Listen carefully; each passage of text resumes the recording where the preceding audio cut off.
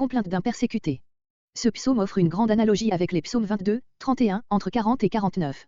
Comme eux, il exprime les sentiments de l'innocent persécuté, isolé en face d'ennemis nombreux, perfides, moqueurs. Telle fut évidemment la situation de David poursuivi par Saül.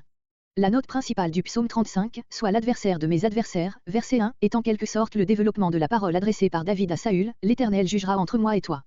Qu'il défende ma cause. 1 Samuel 24.16.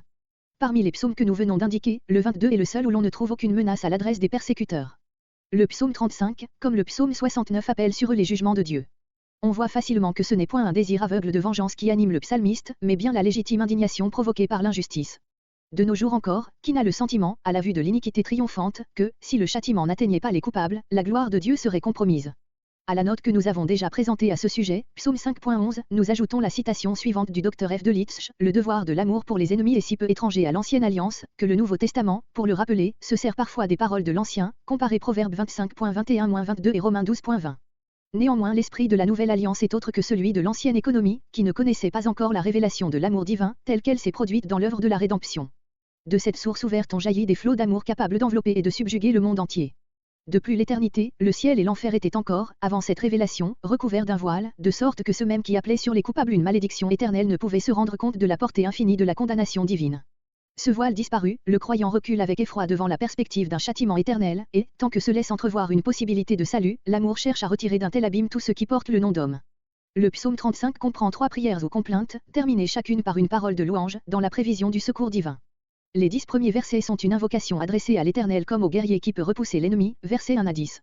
Les 8 versets suivants exposent l'ingratitude de cet ennemi, qui répond à l'affection par la haine, versets 11 à 18.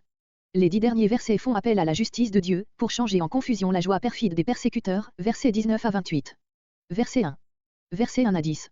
Appel à l'Éternel pour arrêter l'ennemi, verset 1 à 3, changer sa poursuite en fuite, verset 4 à 6, et le précipiter dans la fosse qu'il a creusée pour l'innocent, verset 7, émoticône n'en croyant pas ses yeux. Ainsi la détresse de ce dernier sera changée en joie, versets 9 et 10. Soit l'adversaire. On pourrait traduire aussi, plaide contre ceux qui plaident, défend ma cause, 1 Samuel 24.16. Ce que David demande ici, Dieu le promet aux siens dans les mêmes termes qu'emploie notre psaume, Ésaïe 49.25. Verset 2. Le petit bouclier, le bouclier rompt les troupes légères, le grand bouclier était de forme oblongue et protégeait le corps presque en entier. L'Éternel est invité à parer les coups de l'ennemi par tous les moyens possibles. Verset 3. Après les armes défensives, les armes offensives. On traduit aussi, tire la lance et la hache d'armes, pour aller à la rencontre. Mais la hache ne paraît pas avoir été employée comme arme de guerre par les Israélites. Verset 4. Versets 4 à 6. Que le triomphe sur lequel comptent les ennemis se change en honteuse défaite, sous l'épée de l'ange de l'Éternel, verset 5. Pour cette dernière expression, voir psaume 34.8, note. Les psaumes entre 34 et 35 sont les seuls où elle se trouve. Verset 7. Versets 7 et 8. L'ennemi en fuite tombera dans le piège qu'il a tendu lui-même.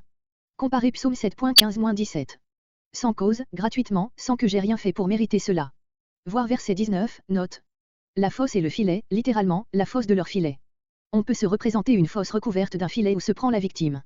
Mais plusieurs interprètes admettent qu'une transposition de mots s'est produite par une faute de copiste et traduisent, ils ont caché sans cause sous mais pas leur filet, sans cause ils ont creusé la fosse pour m'ôter la vie. Verset 9. Verset 9 est dit la joie de la délivrance.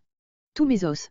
De même qu'ailleurs la détresse, l'envie ou le remords sont dépeintes comme attaquant la moelle des os, psaume 6.3, psaume 23.3, proverbe 14.30, etc. Ici c'est la joie qui renouvelle et vivifie l'être tout entier. Comparez psaume 51.10, proverbe 3.8. Verset 11. Verset 11 à 18. La prière est interrompue jusqu'au verset 17 par l'exposé indigné de l'ingratitude des persécuteurs. Par des questions hebroïdes on cherche à obtenir de l'accusé des paroles qui le compromettent. Verset 12. Ils me rendent le mal pour le bien. C'est ce que Saül lui-même avoue, 1 Samuel 24.18. Dans l'abandon. Les amis fidèles, comme Jonathan, ne peuvent suivre David, d'autres, liés jadis avec lui, l'épient et le trahissent. Verset 13.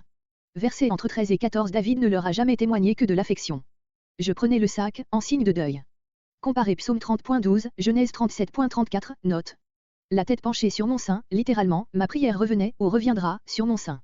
De nombreuses explications ont été données de cette parole. Elle nous semble indiquer l'attitude du suppliant et la concentration de son esprit dans la prière. Verset 14. Dans le deuil, littéralement, sombre, négligé, dans ma tenue et mes vêtements.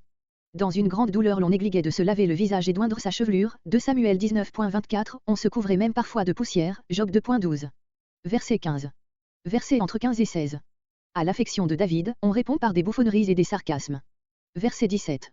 Verset entre 17 et 18 un contraste aussi criant appelle l'intervention de Dieu. Mon unique, mon âme, ma vie, on n'en a qu'une seule. Voir Psaume 22.21, note. Verset 18. Dans une grande assemblée. Comparez Psaume 22.23. La ressemblance entre les deux psaumes apparaît dans les expressions, aussi bien que dans le mouvement général de la pensée, dans l'assurance, en particulier, que la délivrance du persécuté sera un sujet de joie pour un grand nombre de gens. Verset 19. Versets 19 à 28. La description de la méchanceté des ennemis reprend à nouveau, mais cette fois sous forme de prière, et peu à peu, à partir du verset 22, la certitude se fait jour que le triomphe des méchants aboutira à leur confusion. Versets 19 à 21. La joie perfide des persécuteurs. Qui m'ont haï sans cause. Ce qui est dit ici de l'innocent persécuté a trouvé son plein accomplissement dans le sort du juste parfait, Jean 15.25. Ne clignant pas de l'œil, en signe d'entente maligne et méchante. Verset 20. Car.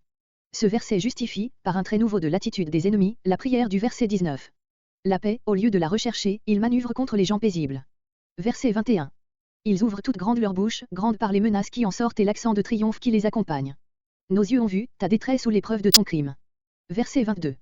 Versets 22 à 25. Que cette joie soit changée en confusion. Tu as vu. Le psalmiste s'empare de ce mot des méchants, pour l'appliquer à l'Éternel, qui a tout vu, mais autrement que.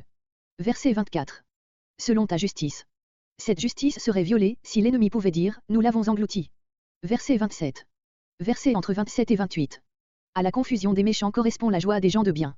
Comme en de nombreux psaumes, le psalmiste, au terme de sa prière, ressent déjà cette joie à l'avance. Exalté soit l'Éternel, littéralement, qu'il soit reconnu grand. Cette parole forme antithèse avec les derniers mots du verset 26, dont la traduction littérale est « Qu'ils soient confus, ceux qui se font grands contre moi ».